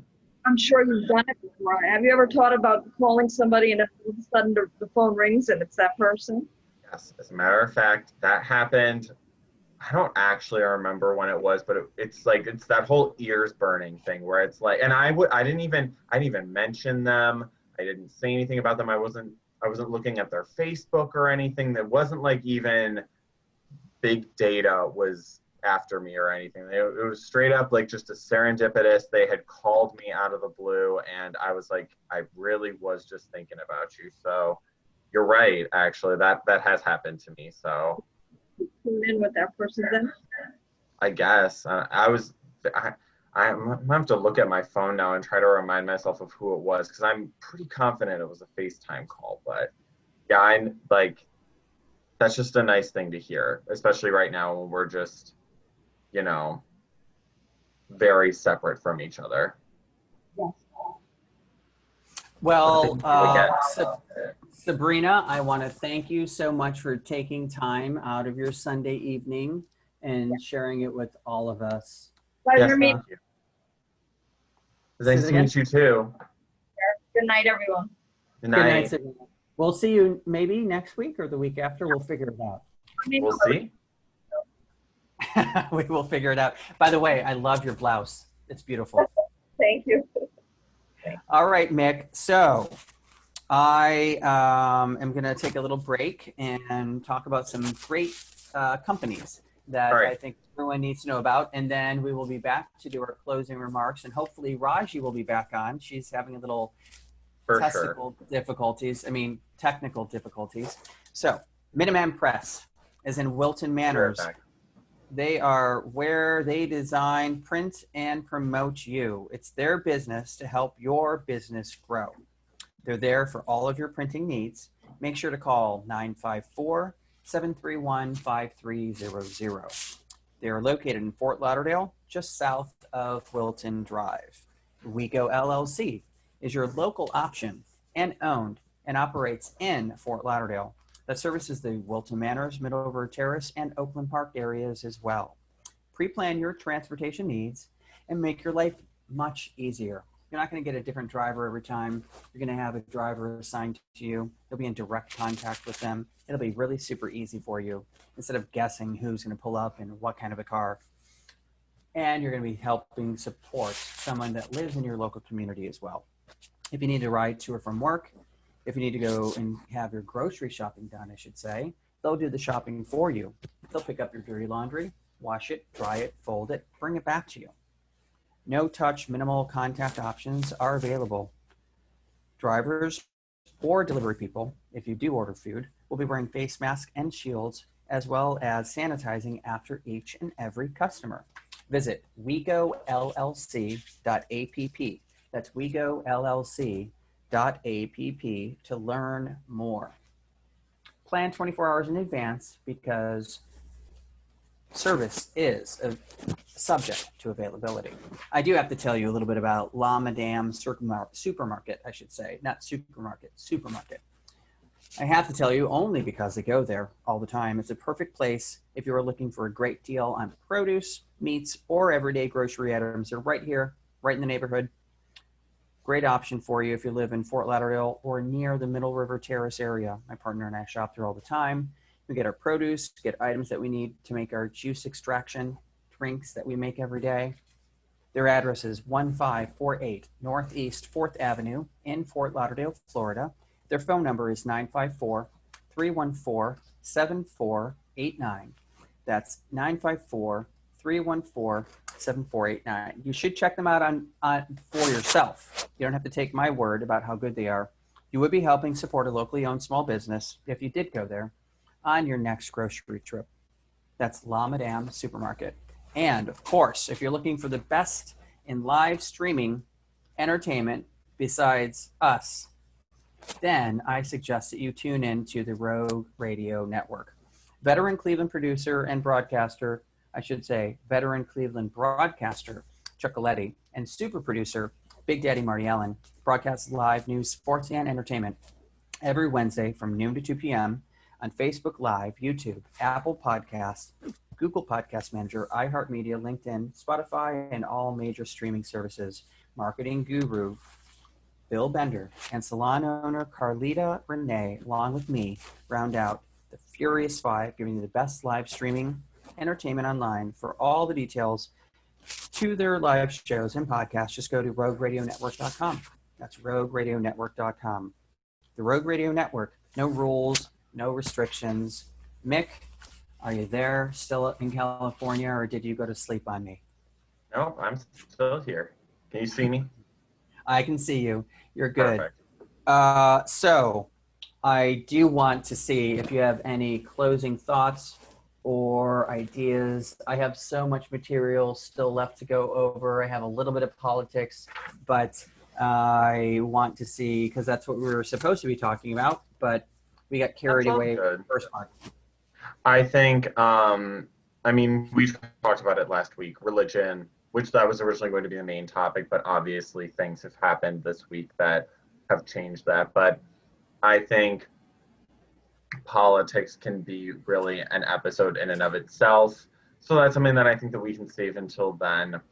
And then just going forth, going into the next week, I'm sorry if anyone hears the helicopters in my background, but Los Angeles is in a state right now, is all I will say. They have just, while we were on this call, they changed the curfew. The curfew was originally starting at 8 p.m., but it now is starting at 6 p.m.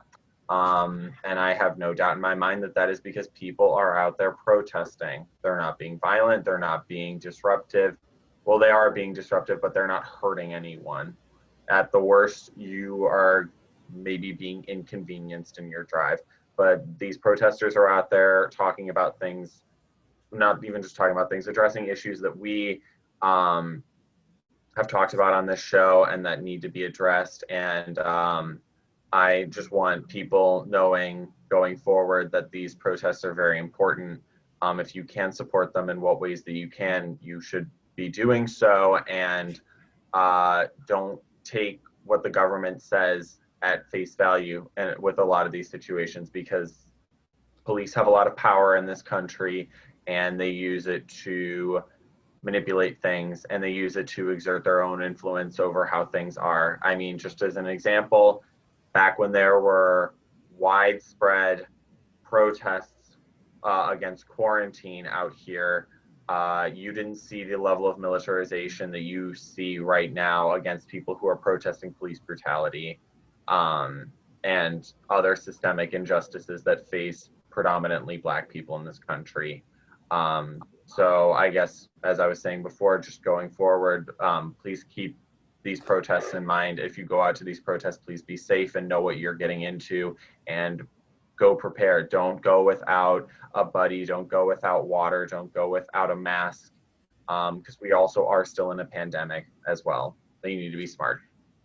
Yeah, actually, I'm happy that you brought that up, because the part that's the most disturbing to me are these numbers. I talked about it the last time that we had the show.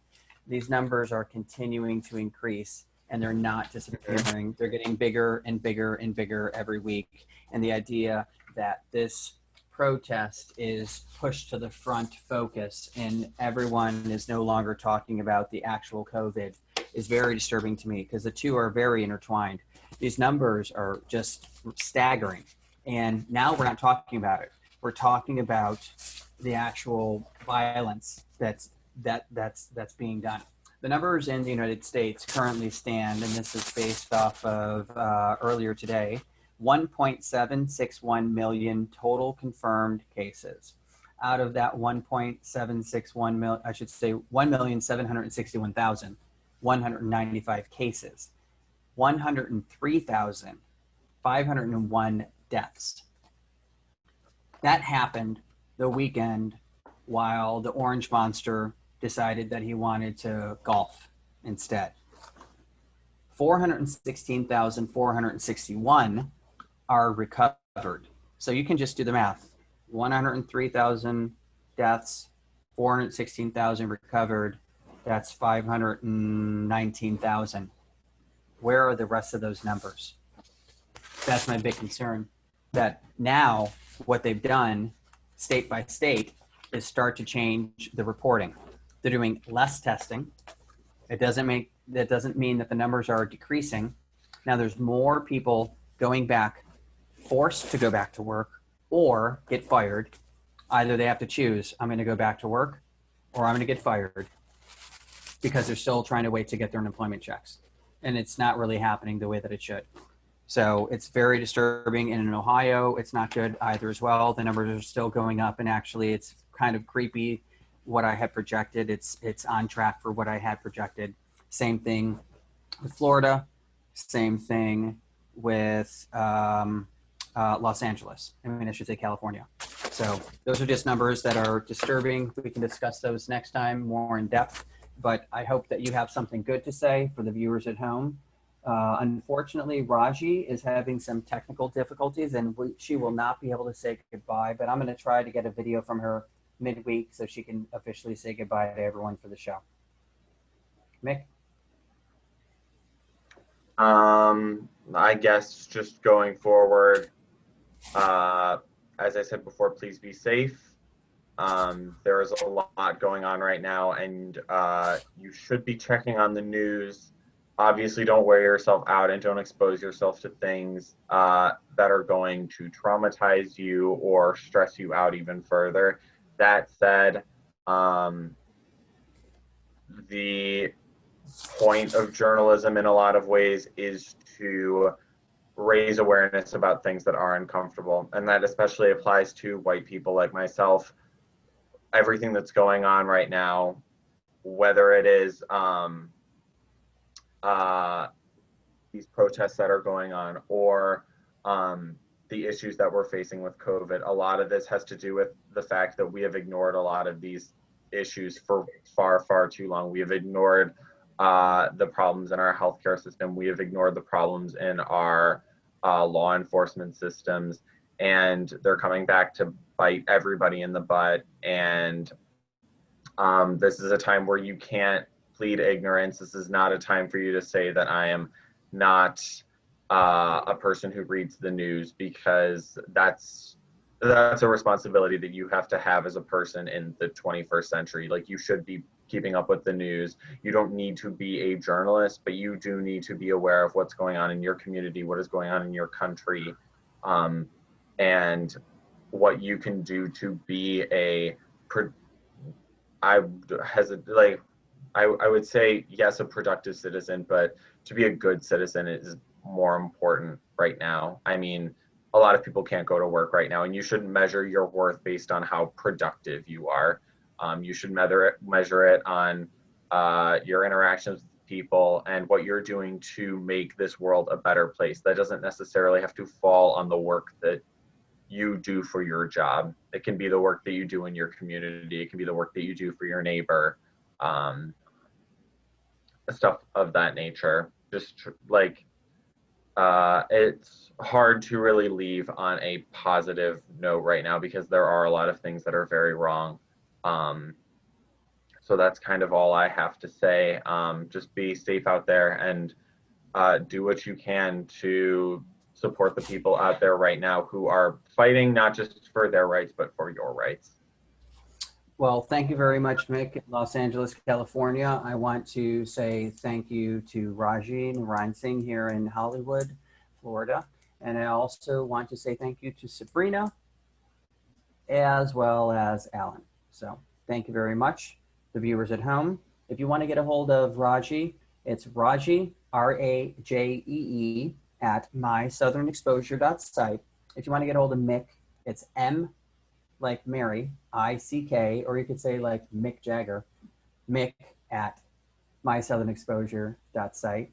And then also Joseph, that's me, Joseph at mySouthernExposure.site. We'll be back next week on the 7th of June with a lot more to discuss and a lot more to go over. So thank you very much for joining us, and I hope you all have a good night. Bye all.